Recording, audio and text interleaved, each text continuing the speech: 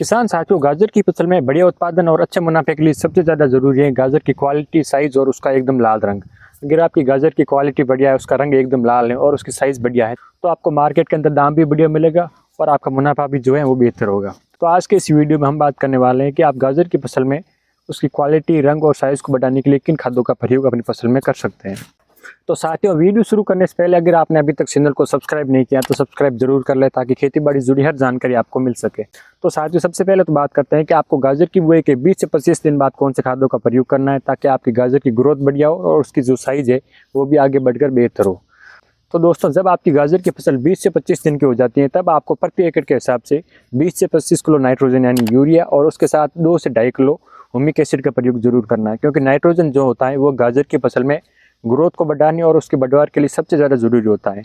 तो उस समय आपको सिंचाई के साथ यूरिया और उसके साथ हुमिक एसिड का प्रयोग जरूर करना है। और हुमिक एसिड जो है वो जड़ों के विकास के लिए सबसे ज़्यादा ज़रूरी होता है। और आप तो जानते ही हैं, गाजर एक जड़ वाली फसल है।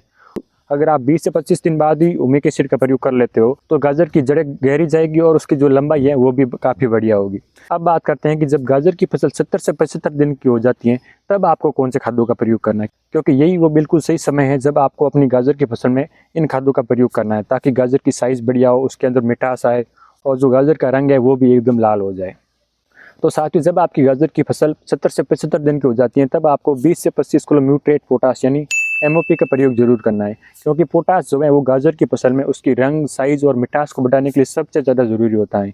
और अगर आप इस समय पोटाश दे देते हो तो गाजर की जो लंबाई और कंद है वो भी बहुत ही शानदार होगा। और इसके अलावा पोटाश जो है वो गाजर की फसल में रंग और मिठास को बढ़ाने के लिए सबसे ज़्यादा ज़रूरी होता है। तो इस समय आपको जो है वो 20 से 25 किलो प्रति एकड़ के हिसाब से पोटाश का प्रयोग जरूर करना है।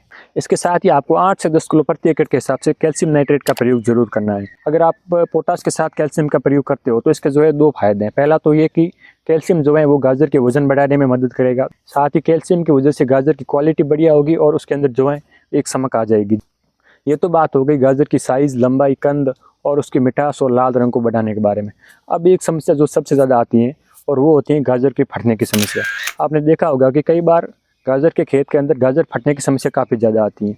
तो अब बात करते हैं कि ये समस्या आखिर क्यों आती है और आप इसको किस प्रकार से रोक सकते हैं। तो साथियों, आपने देखा होगा कि गाजर के अलावा भी सब्जी वर्गीय फसलों में जैसे कद्दू, तरबूज, खरबूजा, इसके अंदर जो है वो फल फटने की समस्या काफ़ी ज़्यादा देखने को मिलती है। तो ये समस्या मुख्य रूप से तब आती है जब आपके खेत के अंदर जो है वो बोरोन की कमी होती है।